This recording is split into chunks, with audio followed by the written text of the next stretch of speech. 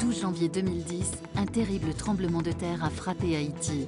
Il a laissé 230 000 morts et 1 million de sans-abri dans un pays déjà très touché par une immense pauvreté et un manque total d'infrastructures.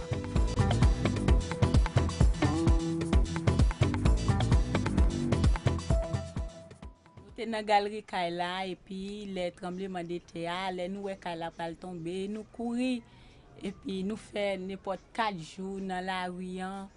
Après nous venons faire petit temps ça, les nous venons ba nous près là.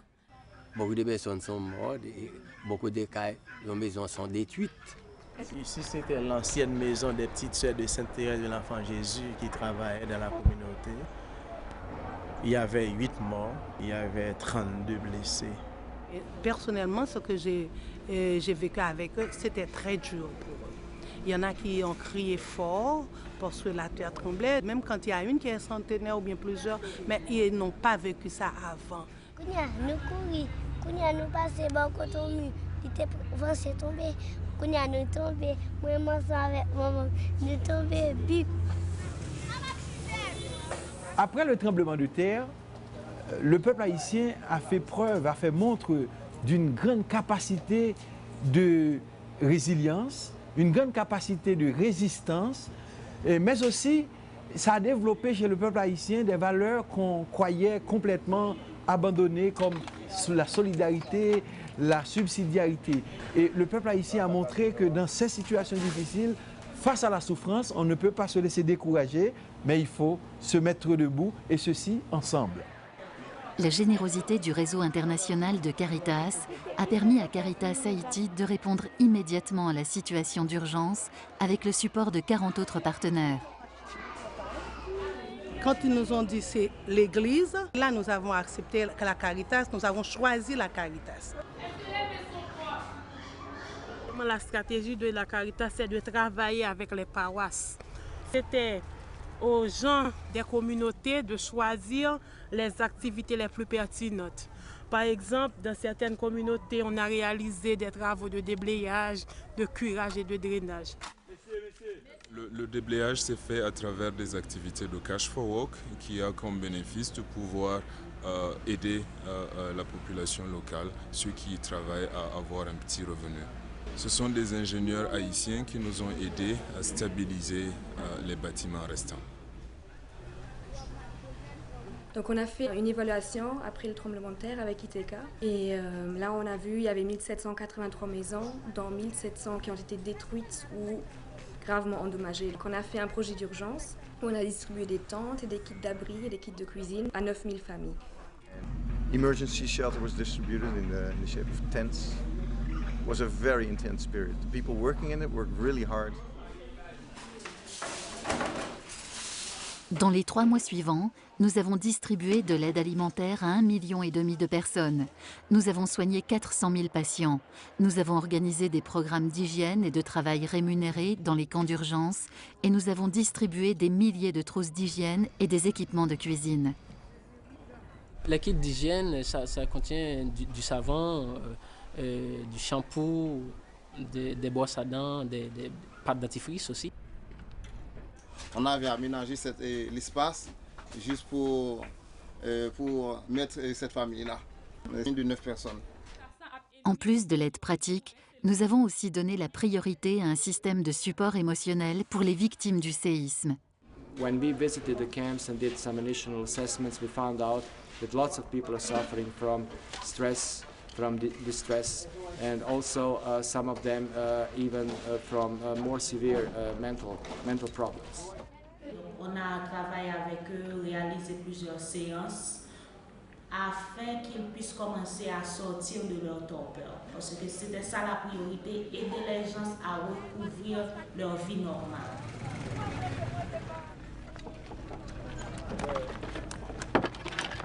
Nous organisons des programmes d'approvisionnement d'eau, de construction de sanitaires et des campagnes d'hygiène dans les 12 camps à Port-au-Prince. Ici, ce sont les campagnes de nettoyage. Nous essayons de rassembler les gens, de les mobiliser pour qu'ils nettoient. Nous donnons un plat chaud et du jus après ces genres d'activités dans ces camps. Là, je suis en train de découdre une valise. Et la valise, il faut dire que ça a été confectionné à partir des déchets et trouvés dans le site. Ils vont revendre ces valises pour avoir de l'argent. Il y a 100% de profit pour chaque valise. Donc c'est justement un projet de valorisation des déchets. Ici, il y a à peu près 1100 familles et CRS est responsable de la construction des facilités comme les latrines, les douches et aussi la promotion d'hygiène. Nous avons construit les points d'eau avec des tanks et nous faisons l'approvisionnement en eau. Pour certaines personnes, c'est la première fois qu'ils ont accès à l'eau suffisamment. L'eau est à la base de cette épidémie de choléra. C'est parce que tout simplement, la majorité des gens consomment l'eau de la rivière. Donc on voit là, il y a des gens qui font de la lessive au niveau de la rivière et les gens consomment cette eau-là. Donc il n'y a pas d'autre alternative. Ils sont obligés de consommer l'eau. Trois sœurs, maman avait nièce. Trois sœurs, sa maman et oui, trois sœurs, maman avait nièce. Sa nièce. Trois sœurs, sa maman et sa nièce, elle a perdu. Pendant qu'elle était là, ils sont morts dans la maison. Vous voyez un problème hygiénique énorme à travers le pays. Je crois que la santé publique ne peut pas à elle-même seule de répondre à ces genres de besoins.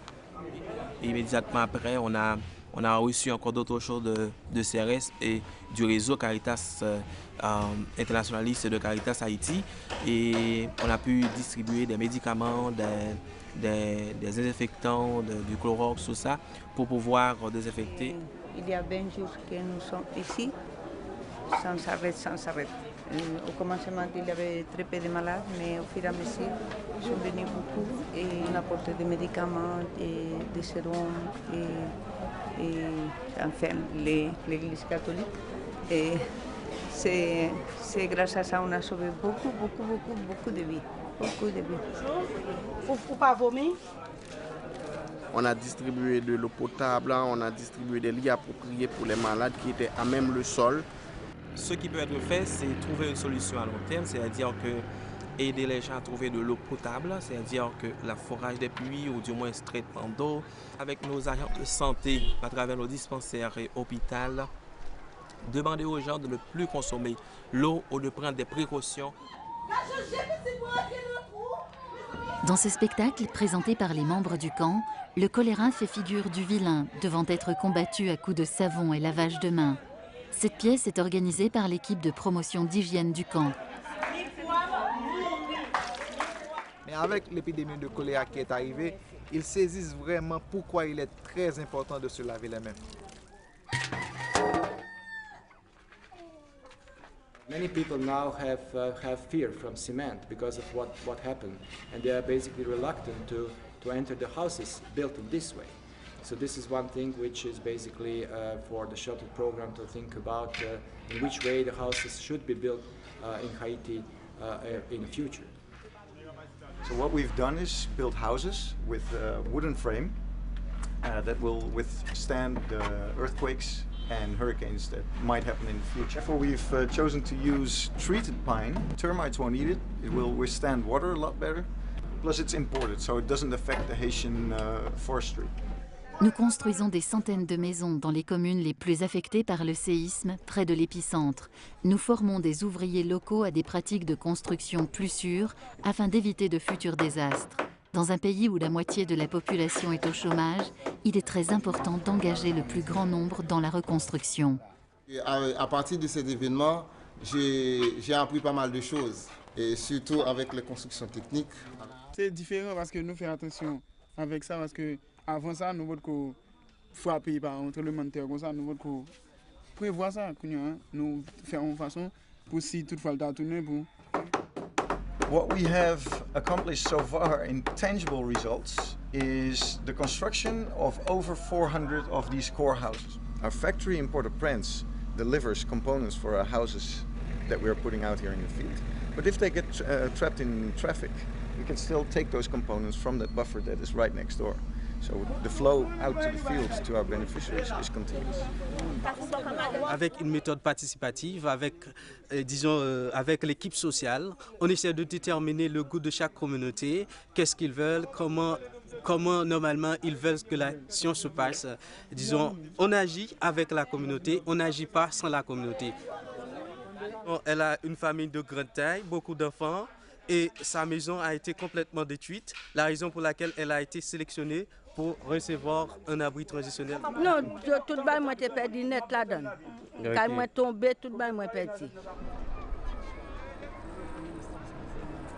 Our goal is to build 500 permanent houses over the next 2 years based on the assessment we have done in this area, because we have realized that most of the people that lost their houses remained on their land, didn't move to camps, they wanted to stay where they were. They didn't want to lose the right of the land. They wanted basically, we want to rebuild in the places where families have lost their homes through the earthquake. And the first study was done by 2 Haitian engineers that went through the entire area, classified all the houses, classified the damages. The second assessment we did was also in the month of May, a very detailed livelihoods assessment of 1 month, also covering the entire area. We found out that most of the people here have been building on their houses for a period of 5 to 10 years. And in a matter of seconds, they have lost what they have built over many, many years. Après le séisme, beaucoup de familles ont quitté Port-au-Prince.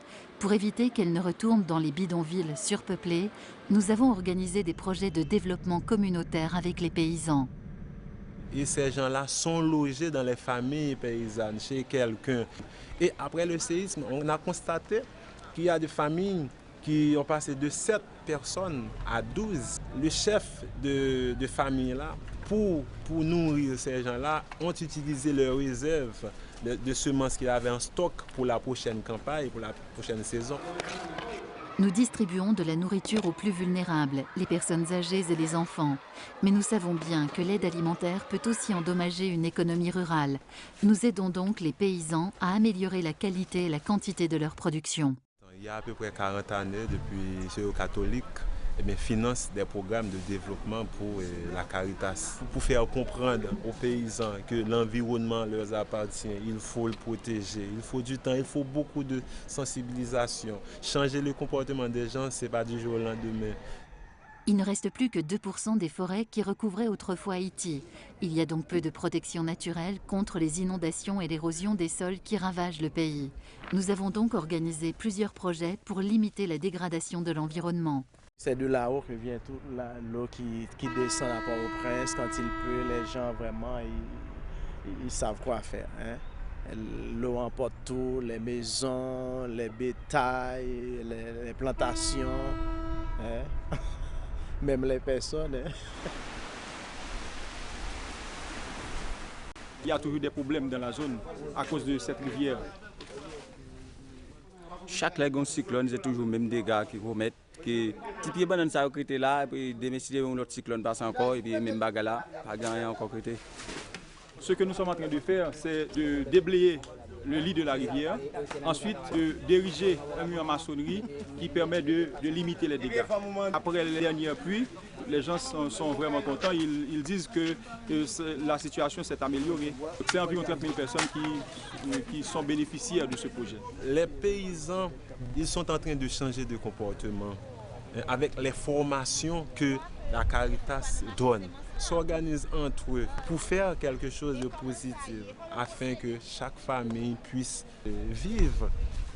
Jusqu'à présent, c'est très difficile puisqu'il y a encore beaucoup de dispersion, de division, mais je crois qu'on va finir par trouver le lien qui nous met ensemble pour pouvoir retrouver la grande fraternité entre nous Haïtiens avec nos amis étrangers pour construire, pour rebâtir Haïti. Eh bien, continuer à nous aider, continuer à aimer Haïti, continuer à nous encadrer. Nous sommes joie, que bon Dieu bénisse, tu veux fois merci, nous sommes joie pour nous, il va même faire encore.